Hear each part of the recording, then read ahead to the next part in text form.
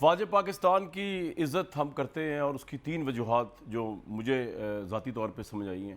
ایک تو یہ کہ جو فوجی بارڈر پہ شہادت دینے کے لیے تیار ہیں اور شہادت دیتے بھی ہیں وہ آپ تنخواہ سے نہیں خرید سکتے. مطلب آپ کتنی تنخواہ کسی کو دے دیں گے اس کے عوض کہ وہ اپنی جان دینے کے لیے تیار رہے اور جان دے بھی دے. یہ کام افواج پاکستان اور فوجی کرتے ہیں بارڈر پہ، اس لیے ان کی عزت کرتے ہیں.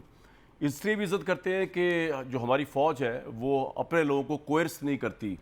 اور تیسرا اور بڑا اہم پہلو جس کی وجہ سے ہم اپنی فوج کی عزت کرتے ہیں وہ یہ کہ وہ پولیٹیکلی کنٹروورشل نہیں ہوتی. وہ کسی ایک پولیٹیکل پارٹی کی فوج نہیں ہوتی، وہ پورے ملک کی فوج ہوتی ہے اور اس پورے ملک کے لیے وہ کھڑی ہوتی ہے. اب کی دفعہ جو پاکستان کی فوج ہمارے سامنے ایمرج کی ہے اور میں اس کو ذاتی طور پہ بہت اپریشیٹ کرتا ہوں کہ جنہوں نے اے پولیٹیکل پرسپیکٹیو کو اناؤنس کیا اور this is the right way to go forward. اور اس پہ تو خراج تحسین ہے. آج ہمارے ساتھ D G I S P general Babar Iftikhar صاحب موجود ہیں. ان سے بہت سے اہم موضوعات پہ بات کرنی ہے. پاکستانی فوج جو ہے وہ ریاست کے لیے بہت سے کام ایسے کرتی ہے لوگوں کو نظر بھی نہیں آ رہے ہوتے. ایک تو بارڈر پہ، ایک اس کے علاوہ بھی بہت کری ہوتی ہے. جنرل بابر افتخار صاحب بہت وارم ویلکم سر آپ کو اس شو میں. آواز آ رہی ہے؟ Thank you very much Kamran, بہت شکریہ سر. یہ سب سے پہلے تو بتائیے گا کہ آرمی چیف جنرل باجوہ نے ابھی چائنا کا دورہ کیا اور میری اپنی انفارمیشن ہے کہ I think he is the first chief of the army staff Pakistan جن کو چائنا کے پریزیڈنٹ نے خود ملنے کی خواہش کا اظہار کیا. اس دورے کی اہمیت کے بارے میں سر تھوڑا بتائیے لوگوں کو.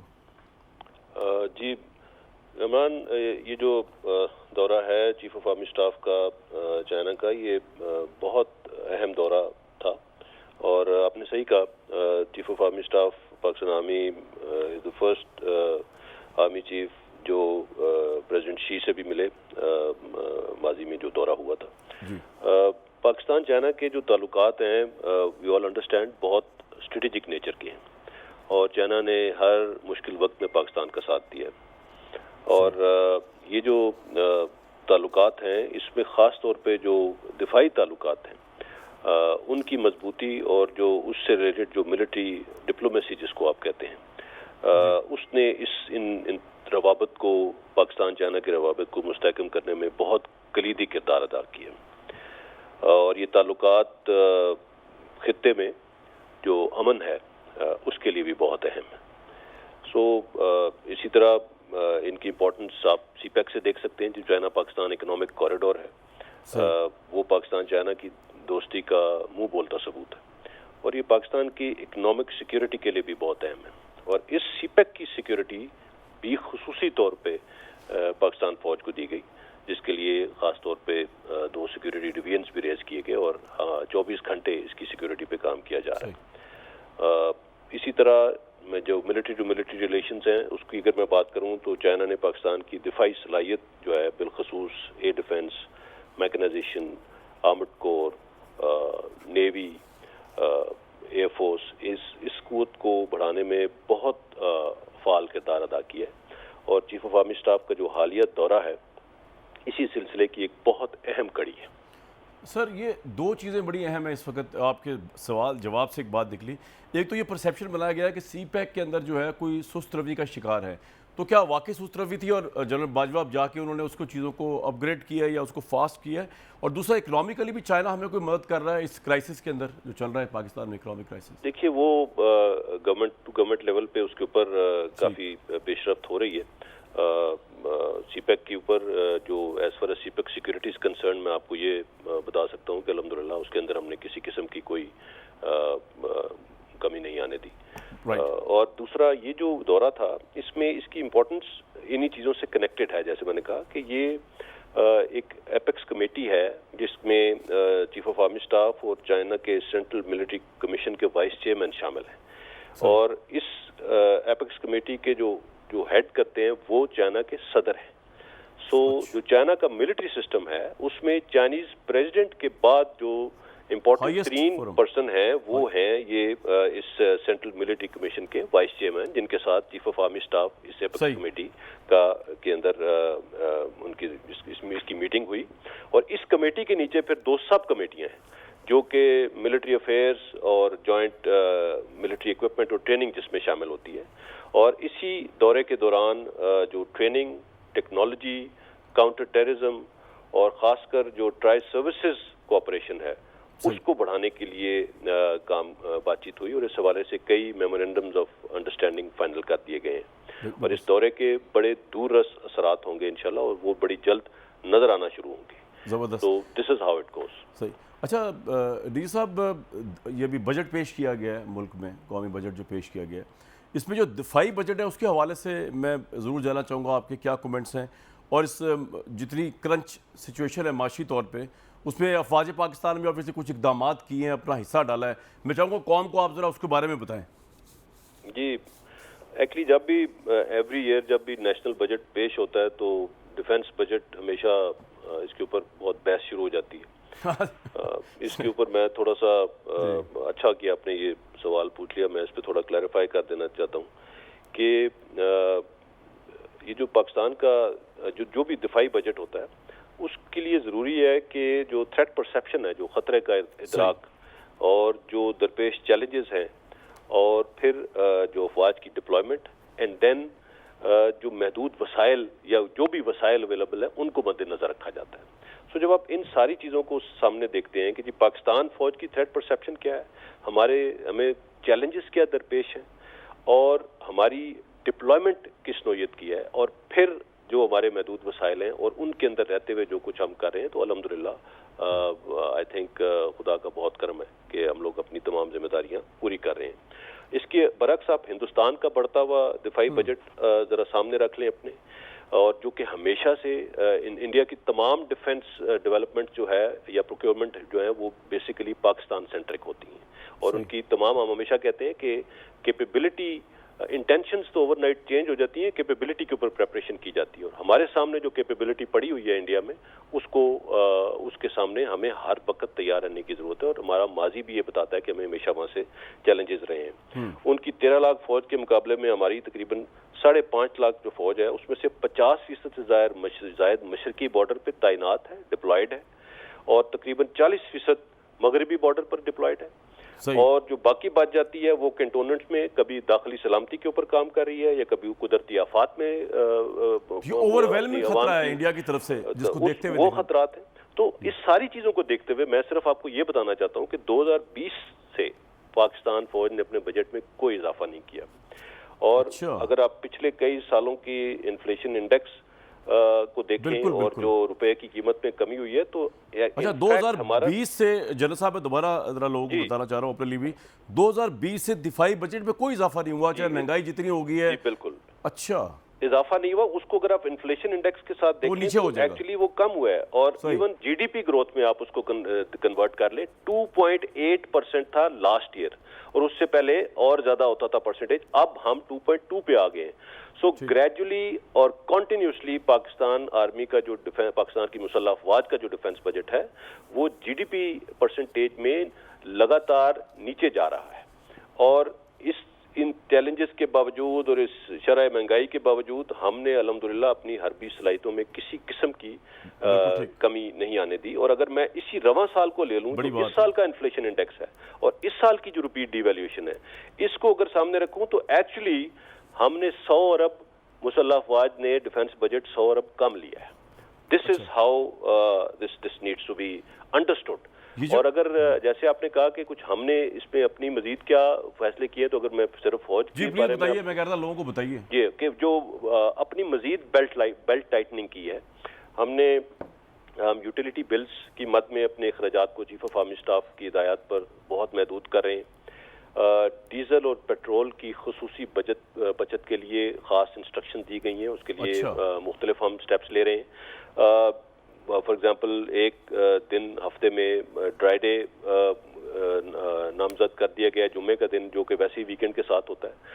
سو تاکہ اس دن کوئی آپریشنل یا ایمرجنسی وہ وہیکلز وغیرہ آفیسز کم یوز ہوں، جو ڈیزل پیٹرول کی جو بچت ہو سکے. اسی طرح بڑی بڑی جو تربیتی مشقیں ہوتی ہیں جو کہ بہت ضرورت ہوتی ہے ان مشقوں کی، لیکن ان حالات کو سامنے رکھتے ہوئے چیف آف آرمی اسٹاف نے ڈائریکٹ کیا ہے کہ کنٹونمنٹس کے اندر اور آس پاس کے علاقوں میں ہی وہ مشقیں چھوٹے پیمانے پر کر لی جائیں اور تاکہ زیادہ دور ٹریولنگ نہ ہو، ٹینکس کو دور لے کے جانا نہ پڑے, آرٹلری گنز کو دور ٹریول کر کے نہ جانا پڑے, ٹرانسپورٹرز کو نہ موو کرنا پڑے, تو یہ ایک اگین بہت بڑا اس میں بچت ہوگی. دین غیر ضروری نقل و حرکت کم کر دی گئی ہے, کانفرنسز آن لائن کی جائیں گی. میں آپ کو یہ بھی بتانا چاہوں گا کہ پچھلے سال جو کرونا کی مد میں پاکستان فوج کو رقم الاٹ کی گئی تھی, اس میں سے 6 ارب روپیہ بچا کر حکومت کو واپس کر دیا. اچھا, یا این سی او سی کے تحت جو دی گئی تھی آپ کو, جو ہمیں کرونا کی مد میں جو الاٹمنٹ ہوئی تھی, 6 ارب واپس کیا فوج نے. جی صحیح, یہ واپس کیا ہے قوم کو. اور باقی اس کے بعد جو عسکری ساز و سامان کے ادارے کے لیے پچھلے بجٹ میں کچھ الاٹمنٹس ہوئی تھی, اس میں سے بھی 3.5 ارب روپیہ جو ہے وہ باقی واپس قومی خزانے میں جمع کرا دیا گیا. یہ بڑی اپریشیبل بات ہے جنرل صاحب. یہ مجھے تو خود ابھی یہ پتہ چلا کہ آپ نے 6 ارب کرونا کی مد میں بھی کم کیا, 100 ارب جو ہے وہ آپ ویسے اس طرح کمی کر رہے ہیں. جی بالکل زبردست سر. یہ تو سیکریفائز آبویسلی پوری قوم اس وقت سیکریفائز کر رہی ہے. اور اگر میں اف یو الاؤ می میں تھوڑا بتا دوں کہ جو ہمارے رفائی ادارے ہیں لائک فوجی فاؤنڈیشن ہے, آرمی ویلفیئر ٹرسٹ ہے, انہوں نے اگر صرف پچھلے سال میں دیکھ لیں جو 150 ارب روپے فوجی فاؤنڈیشن نے ٹیکس جمع کرایا ہے, اور 2.2 ارب روپے جو ہے سالانہ ٹیکس ڈیوٹیز کی مد میں قومی خزانے میں آرمی ویلفیئر ٹرسٹ نے کرایا ہے. اور فوجی فاؤنڈیشن ہیلتھ کیئر سسٹم سے سالانہ 20 لاکھ سے زائد مریض مستفید ہو رہے ہیں, اور ان کے جو ایجوکیشن سسٹم ہے اس میں اس وقت 70,000 سے زائد طلباء زیر تعلیم ہیں.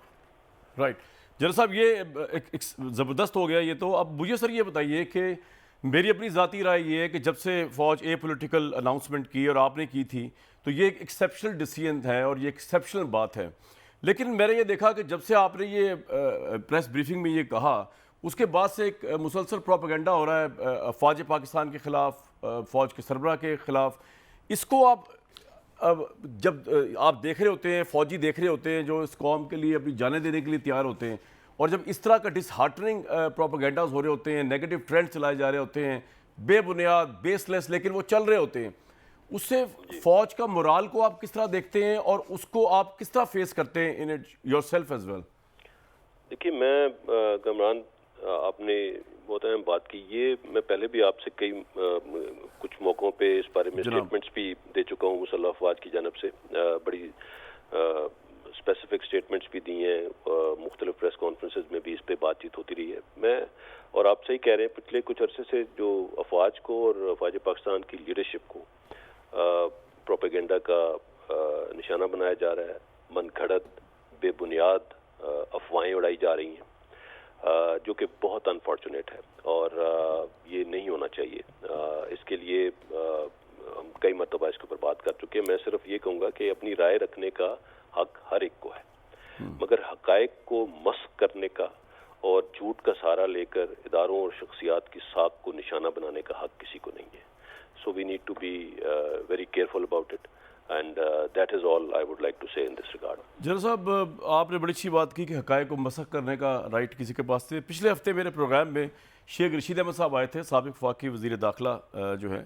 انہوں نے یہ کہا کہ جی بات چل پڑی, اصل میں تو معاملہ شروع ہوا نا یہ امریکی مراسلہ جو ہمارے ڈپلومیٹ کا ہے. انہوں نے یہ کہا کہ میں ان کو یہ کہہ رہا تھا کہ جناب پاکستان کے جن لوگوں کی 40 سال کی سروس ہے, سروسز چیفز ہیں بحریہ کے, نیوی کے, آرم فورسز کے, وہ وہاں موجود تھے قومی سلامتی کی میٹنگ کے اندر جس کو ایکس پرائم منسٹر عمران صاحب لیڈ کر رہے تھے. کسی نے اس مراسلے کو لے کے اس کے متعلق یہ نہیں کہا کہ یہ کانسپیریسی ہے, لیکن وہ بضد تھے کہنے پہ کہ جی آرمی چیف نے جو ہے وہ یہ کہا کہ یہ کانسپیریسی جو ہے, یا انہوں نے یہ کہا کہ انہوں نے یہ نہیں کہا کہ کانسپیریسی نہیں ہے.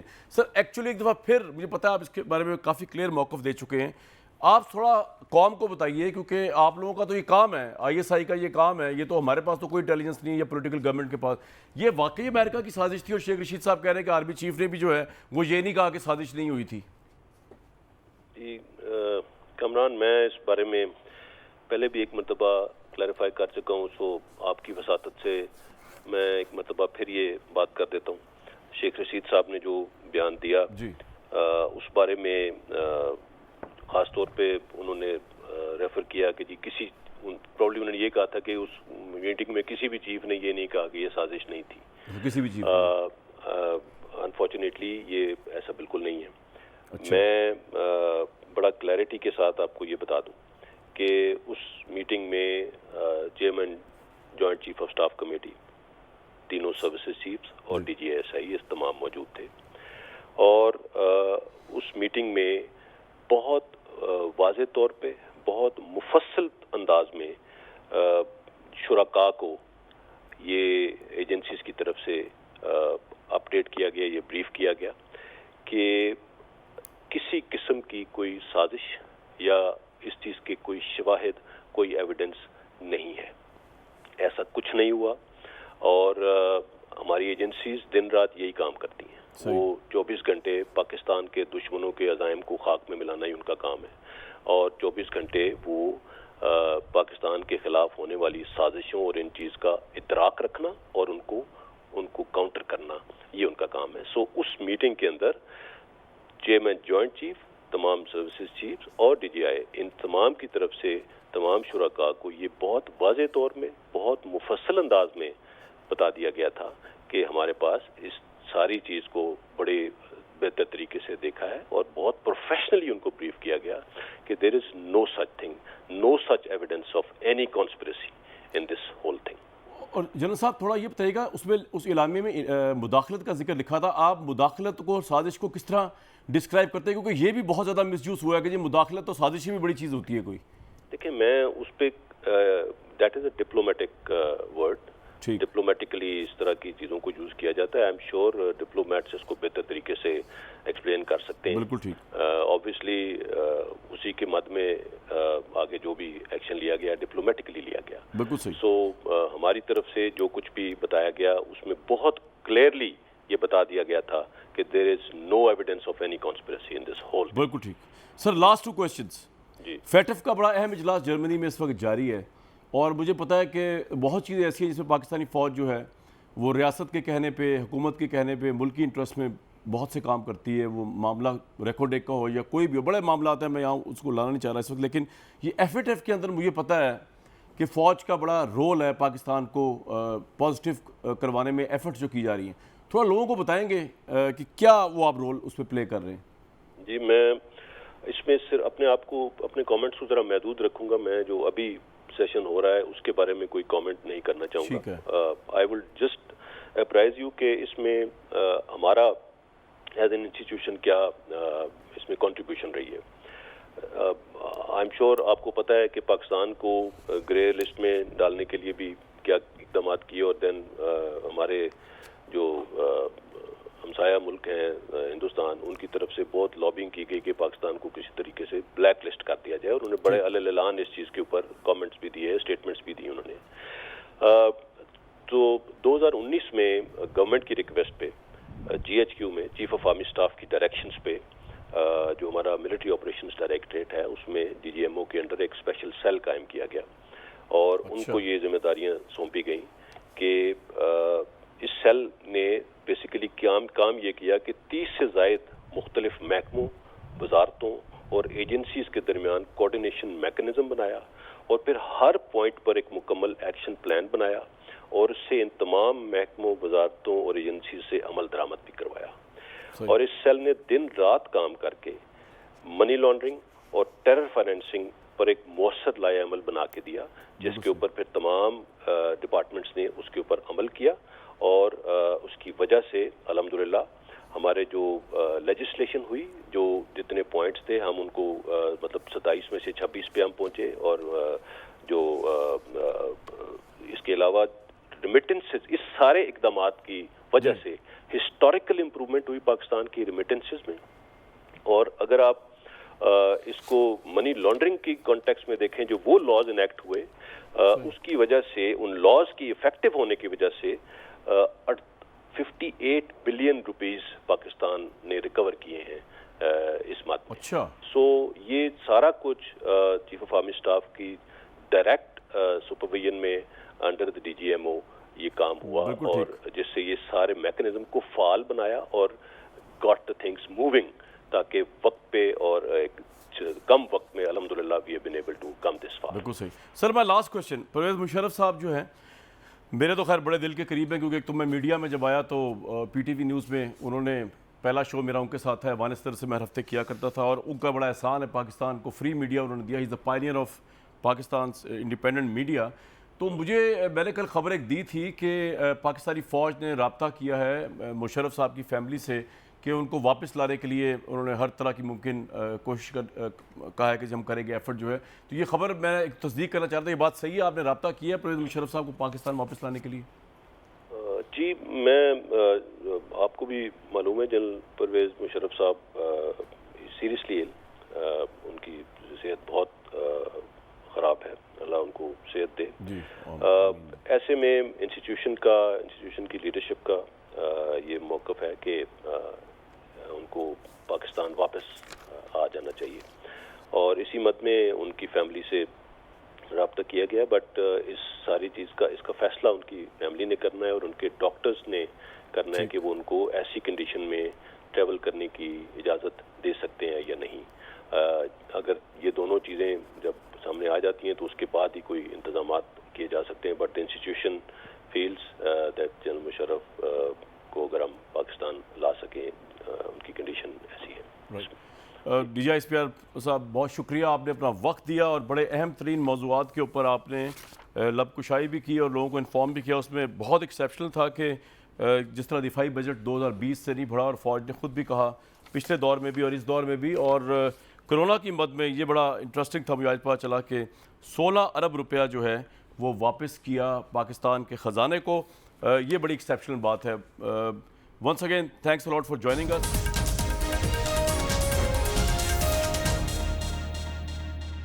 میرے ساتھ علی نواز ایوان صاحب موجود ہیں, طلال چودھری صاحب موجود ہیں.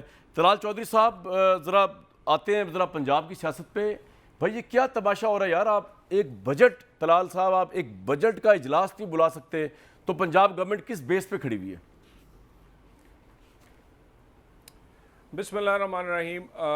دیکھیں, اگر تو بجٹ اجلاس نہ بلانے میں حکومت کی کوئی غلطی یا کوتاہی ہے تو یہ تو آپ کو آئیڈینٹیفائی کرنا چاہیے. اور اگر یہ اسمبلی جو ہے اس کو ایک چودھریوں کا ڈیرا بنا لیا گیا ہے کہ جس دن دل کرے گا بند ہوگی, جس دن دل کرے گا کھلے گی, جس دن دل کرے گا اجلاس ملتوی ہوگا, جس دن دل کرے گا وہاں پر کیا کہتے ہیں پنچایت جمے گی, تو میرا خیال ہے پنجاب کے لوگ تو بڑی دیر سے دیکھ رہے ہیں. یعنی اس پنجاب کے ساتھ پہلے تو پتہ نہیں خان صاحب کو کیا انات تھا کہ انہوں نے بزدار کو لگایا, بزدار کے اوپر گوگی کو لگایا, اور اس کے بعد وہ ستیہ ناس ابھی سنبھلا نہیں تھا, پھر گورنر کے معاملے کو لٹکایا, گورنر کے معاملے کو وزیر اعلیٰ کے حلف کو لٹکایا, کیبنٹ کے حلف کو لٹکایا. اس کے بعد یہ جو اس وقت بجٹ ہے اس میں کوئی حمزہ شہباز یا مسلم لیگ نون کے لیے تو کوئی چیز ایسی نہیں ہے. یہ تو کسی غریب آدمی کو کوئی دوائی نہیں ملے گی جولائی سے, کسی ڈاکٹر کو تنخواہ نہیں ملے گی, کسی پولیس افسر کو تنخواہ نہیں ملے گی, کسی سپاہی کو نہیں ملے گی. پنجاب کے 12 کروڑ لوگوں کا جو نظام ہے وہ نہیں چلے گا, تو ان کو تو کوئی درد نہیں ہے. یہ تو اپنی ایک پولیٹیکل جو پوائنٹ سکورنگ ہے, اور ایک اسمبلی نہیں بلکہ چودھریوں کا ڈیرا بنا ہوا ہے, ان کی حویلی بنی ہوئی ہے کہ جس دن دل کرا ووٹ آف نو کانفیڈنس کیوں نہیں لا سکتے اسپیکر کے خلاف؟ سر مجھے ایک بات بتائیں, جب آپ کو پتہ ہے کہ چودھریوں کا ڈیرا بنا ہوا ہے, پرویز الہی چاہتے نہیں, ذاتی اناد ان کی اب آ گئی ہے کیونکہ آپ نے کینڈیڈیٹ رہے ہیں, آپ ان کے خلاف پہلے وہ کینڈیڈیٹ تھے آپ کے سی ایم شپ کے, تو بھائی آپ کے پاس اتنے اگر ووٹ ہیں تو ہٹا دیں چودھری پرویز الہی کو اسپیکر شپ سے. گزارش یہ ہے کہ جب بجٹ اجلاس کال ہو جاتا ہے تو پھر یہ ساری چیزوں پر ووٹنگ نہیں ہو سکتی. سب سے زیادہ ضروری پاکستان میں سب سے بڑے صوبے کے 12 کروڑ لوگوں کی زندگی ہے, یعنی 12 کروڑ لوگوں کی زندگی جو ہے وہ اس بجٹ سے ہے.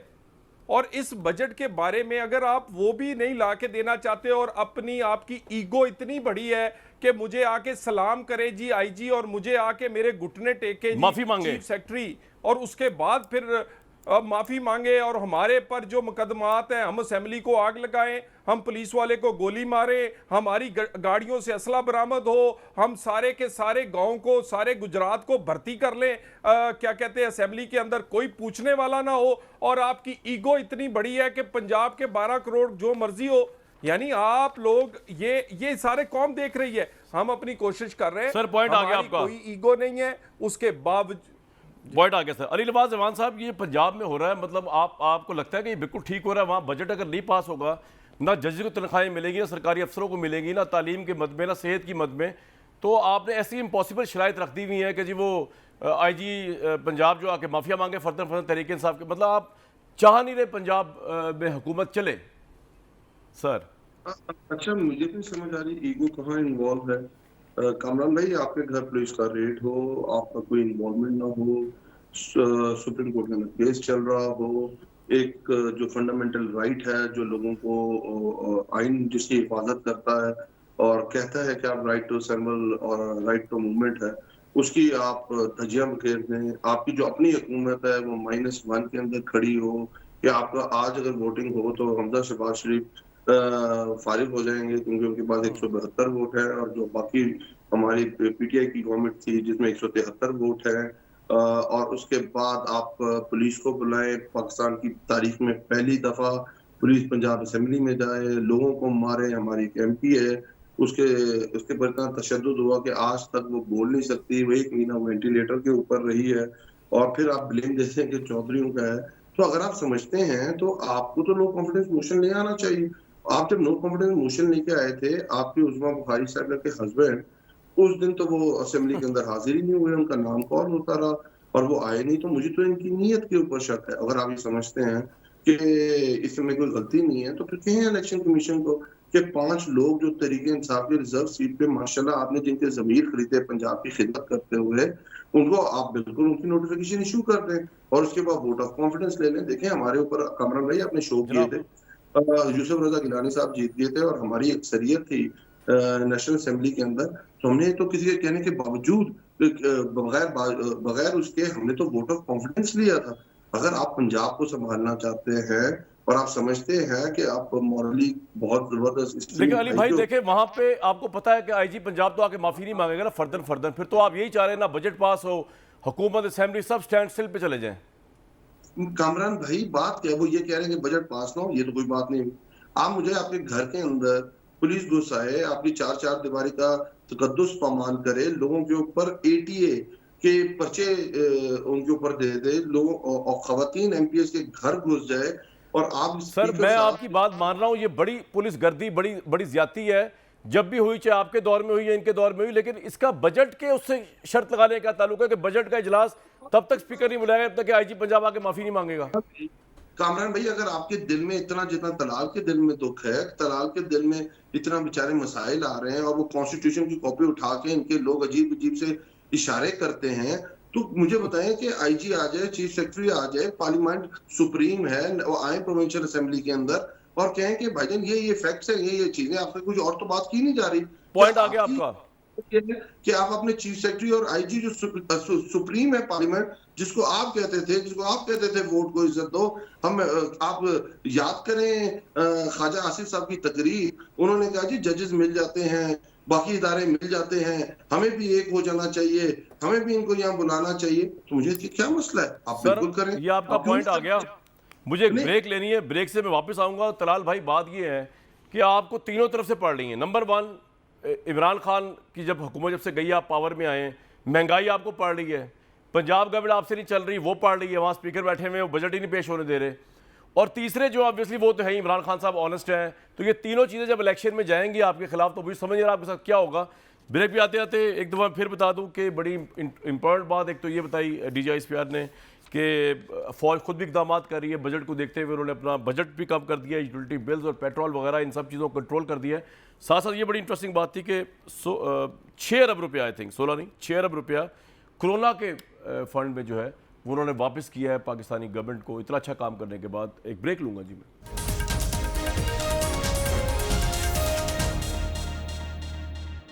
طلال صاحب سن لیں جو آپ کو فیس کرنا پڑے گا، سنوائیں جی عمران صاحب کو. بلے کو بٹھا دیا دودھ کی حفاظت کرنے کے لیے. اس نے آتے ساتھ ہی اپنے سارے کیسز ختم کیے.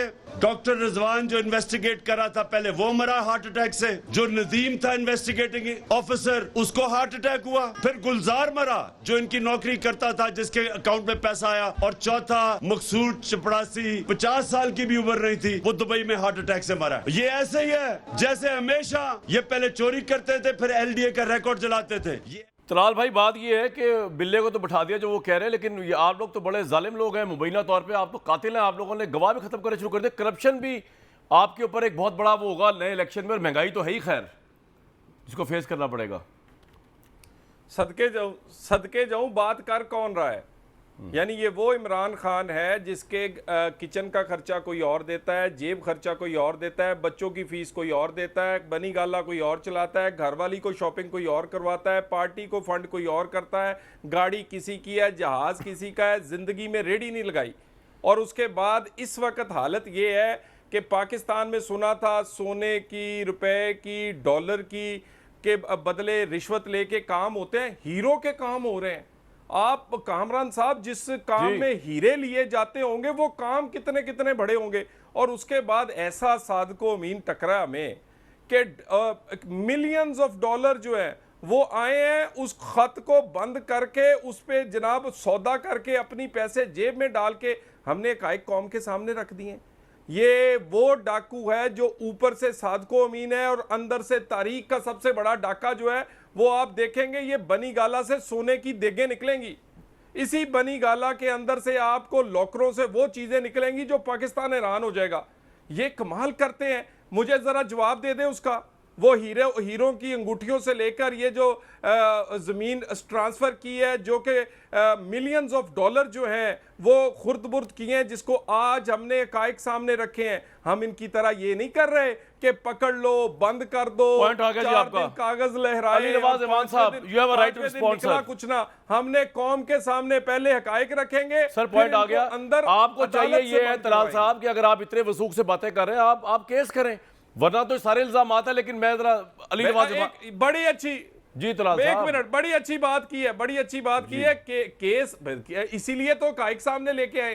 ये अली नवाज अवान की तरह तो नहीं है कि प्रेस कॉन्फ्रेंस ये कागज लहरा, चले जब केस होगा उसका फैसला आएगा तब देखेंगे ना कितना वेटेज आपके इल्जाम है। अली नवाज अवान साहब बात सुन ले जी तलाल साहब, बात क्या सुन रह ले। गया अब? पहली स्टेज अभी तो आई है, अभी पहली स्टेज आई है, इसके बाद दूसरी आएगी, तीसरी आएगी।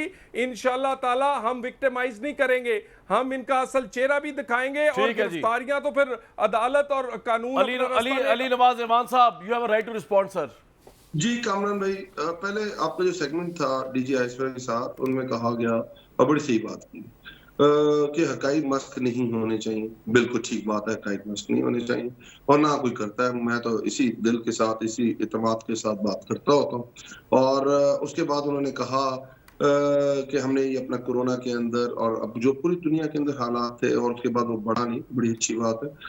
मेरा ख्याल है जो उन्होंने ये बात की कि पूरी उस कमेटी की मीटिंग हुई और उसमें ये बात हुई, साजिश नहीं हुई है, तो मेरा ये ख्याल है कि वो रशियन एम्बेसडर ने एक इंटरव्यू दिया है प्राचा साहब को और उसके बाद उनकी बाकी चीजें भी आई हैं। तो मेरा ख्याल है रशियन एम्बेसडर को भी डिमाश कर देना चाहिए इनको, क्योंकि वो ये कह रहा है कि हमें ये लगता है कि जो रिजीम चेंज की साजिश हुई है वो इसलिए हुई है कि इमरान खान साहब रशिया चले गए थे और रशियन गवर्नमेंट के साथ वो कोई ना कोई इस तरह का काम कर रहे थे कि पाकिस्तान की आवाम को 30 रुपए पेट्रोल सस्ता मिले। तो मेरा ख्याल है वो बड़ी गलत बात। आप मुझे दो बातें बताइए अली नवाज साहब ने बात तो बड़ी उठाई बीच में से कि ये पाकिस्तान का जो नेशनल इंटरेस्ट है और पाकिस्तान की नेशनल सिक्योरिटी कमेटी जो है ये कब से रशिया के एम्बेसडर के पर्सपेक्टिव से, वो तो हमें पता ना कि वो एंटी ब्लॉक है अमेरिका का, उनका तो काम है ये कहना। हम कब से रशिया के एम्बेसडर के पॉइंट ऑफ व्यू और जो प्राचा साहब का इंटरव्यू आप बता रहे हैं उस इंटरव्यू की बेस के ऊपर अपनी सिक्योरिटी पॉलिसी अपने फैसले बनाएंगे, नंबर वन। और नंबर टू, जो आप रशिया के ऑयल की बात कर रहे हैं तो आप झूठा साबित करें मिफ्ता इस्माइल को। वो तो ये कह रहे हैं कि जी आपने कोई एग्रीमेंट, इमरान खान साहब कह रहे हैं कि हमने एग्रीमेंट किया है। रशियन कॉन्सुलेट ने आज कराची में बताया कि जी हमारा तो कोई एग्रीमेंट हुआ ही नहीं, सिर्फ बात हुई थी, तो एग्रीमेंट तो आपका हुआ ही नहीं। तो वो भी उनको आप जवाब दें रशियन कॉन्सुलेट को। मेरा ख्याल है कि आप डीजी आइसपर के साथ जब गुफ्तगू कर रहे थे तो मेरे उस्ताद ने ज्यादा उनको टोका नहीं, और अच्छी बात है, टोकना भी नहीं चाहिए, अच्छा भी नहीं लगता। मेरा ख्याल है कि मैं बात कंप्लीट कर लेता तो मेरे उस्ताद इन दो सवालों का जवाब दे देना बीच में। रशियन ऑयल पे बता दें मुझे, रशियन कॉन्सुलेट जनरल ने कहा है कि हमारा कोई एग्रीमेंट नहीं हुआ, सिर्फ बात हुई थी आपकी गवर्नमेंट से। बात कंप्लीट हो लेने दें। जी फरमाएं सर, कर लें, कंप्लीट कर लें। और आपको फील हो रहा है मैं कोई गलत बात कर रहा हूं जो आपके, मैं तो सर आपके सामने सवाल रख दिया आपकी बात के बाद, तो आपको बुरा लग रहा हूं मेरे सवालात, मैंने तो कोई बात माइंड नहीं की। आपको कर लूंगा, आप तो मेरे बड़े हैं, मैं तो माजरत कर लूंगा ना। सर फरमाएं क्या कहना चाह रहे हैं। नहीं, आप बड़े हैं हमारे, تو میں ایک بات پوری کمپلیٹ کر لیتا ہوں, بہت اچھی بات, کیونکہ بہت امپورٹنٹ دورہ تھا. اور وہ کہہ رہے تھے, کیونکہ دیکھیں نا ہمیں ہمیشہ کہا جاتا تھا کہ سی پیک کو رول کر رہے ہیں, سی پیک کو رول کر رہے ہیں, اور اس کے بعد آپ نے دیکھا کہ آئی ایم ایف نے سر آپ ان دو چیزوں پہ آئے نا جو میں نے آپ سے پوچھی ہے, رشیا کا ایگریمنٹ کب ہوا ہے؟ آپ جو کہہ رہے ہیں عمران صاحب کہہ رہے ہیں بار بار رشین ایگریمنٹ, اس کا تو جواب دینا, وہ تو ہوئے کوئی نہیں آئل کا ایگریمنٹ آپ کا. نہیں, مجھے کچھ لگ رہا ہے آج استاد محترم, مجھے لگ رہا ہے کہ میں نے کوئی غلط قسم کا وہ نس شس دبا دی ہے. سر آپ نے کوئی نبض نہیں دبائی, یہ وہی نبض ہے جو آپ کی, اگر آپ کو ایسا لگتا ہے تو اس کے زیادہ سیانے 3.5 سال سے آپ کی بھی دبی ہوئی تھی, تو اس کی بات نہ کریں اگر وہ آپ کو یہ لگتا ہے. 3.5 سال پرویز الہی نے بتایا ہے, اسٹیبلشمنٹ نے آپ کے پیپر چینج کیے, میں نے نہیں کہا. آپ نے کبھی سوال پوچھا اس سے؟ وہ والی نبض کی بات کر رہے ہیں میرا خیال سے آپ, میری نہیں دبی ہوئی. پھر بھی فرمائیں کھل کے بتائیں. میں ٹاپک چینج کر دیتا ہوں, میں آپ سے لڑائی تو لے ہی نہیں سکتا, میں اپنے پاکستان. یار علی بھائی سوال یہ ہے کہ رشین ایگریمنٹ ہوا تھا, کوئی ڈاکیومنٹ ہے اس ایگریمنٹ کی جو عمران صاحب کہہ رہے ہیں؟ یس اور نو, بات ختم ہو گئی, آگے چلتے ہیں پھر. استاد محترم میں حقائق مشق نہیں کرنا چاہتا, تو بتائے نا, وقت ختم ہو رہا ہے پروگرام کا, آپ حقائق, یہی تو کہہ رہے ہو حقائق مشق نہ کریں, رشین ایگریمنٹ اس طرح بلیک اینڈ وائٹ میں دکھا دیں. D G S P R نے بہت اچھی بات کی اور بہت اچھا ریپلائی بھی کرتے ہیں. یار انہوں نے اچھی کی نہیں کی, میری بات کا جواب تو دے دینا, وہ ایک بندہ موجود ہی نہیں ہے ادھر اس وقت, اب آپ اس کے متعلق بات کر رہے ہیں جو اپنے آپ کو ڈیفینڈ کرنے کے لیے موجود نہیں ہے. This is not a very brave approach. جو میرا سوال ہے میں بیٹھا ہوں اس کا آپ جواب نہیں دے رہے. ہمت استاد محترم, اتنا اور میری ہمت کہ میں کسی کے اوپر الزام لگاؤں, خدا را نہیں, میں آپ سے سوال کر رہا ہوں, میں آپ پہ الزام لگاتا ہوں. چلیں ایک منٹ, میں آپ پہ الزام لگاتا ہوں, اگلے پروگرام میں آپ ایویڈنس لے آئیں, ہم دکھائیں گے یہاں پہ کہ رشین ایگریمنٹ نہیں ہوا. رشین قونسلیٹ نے کہا جی صرف بات ہوئی تھی, آپ کہہ رہے ایگریمنٹ ہوا آئل کا, وہ ایگریمنٹ اس طرح کر کے دکھا دیں, ہم بھی دکھائیں گے یہاں پہ. نمبر لگ گیا, آپ نمبر لگ گیا بھائی جان, آپ نے اچھا شو کیا, زبردست. یار علی بھائی آپ عجیب بات کر رہے ہیں یار, نمبر لگے, آپ یہ بتائیے. چلے جی میں بریک پہ جا رہا ہوں, لیکن نمبر اور نان نمبر کی بات ہی نہیں ہے. اگر آپ چاہتے ہیں آپ کو نمبر ملے, وہ اسی صورت میں ہو سکتا ہے آپ ایویڈنس دیں. اب آپ کہہ دیں, آپ کی بات کو قرآن کی آیت کا صحیفہ تو نہیں سمجھ سکتا میں, کہ عمران خان صاحب کہہ دیں جی رشین ایگریمنٹ ہوا تھا, پھر آپ مجھ سے ایک عجیب و غریب ڈیمانڈ کر رہے ہیں کہ رشین امبیسڈر نے یہ کہہ دیا امریکہ اور یہ اور وہ, اس کو بھی ڈیمارش کیا جائے. بھائی رشیا نے تو کہہ رہی ہے وہ تو امریکہ کا اینٹی گروپ ہے, اس کا آپ جواب نہیں دے رہے کہ جو رشین قونسلیٹ جنرل نے کہا جی ہمارا تو کوئی تعلق ہی نہیں, آئل ایگریمنٹ ہوا ہے کوئی نہیں, صرف بات ہوئی تھی, اور عمران صاحب کہہ رہے ہیں ہم ایگریمنٹ کر کے آئے تھے. یہ تو سچائی اور جھوٹ کا پیمانہ ہے, اس کو ثابت کریں آپ کہ آپ کا رشین ایگریمنٹ ہوا ہے. ایک بریک لیتا ہوں.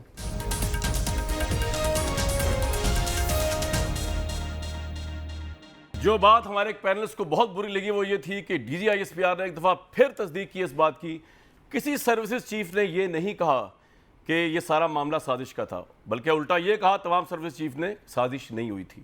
مجھے دیجیے کل تک اجازت.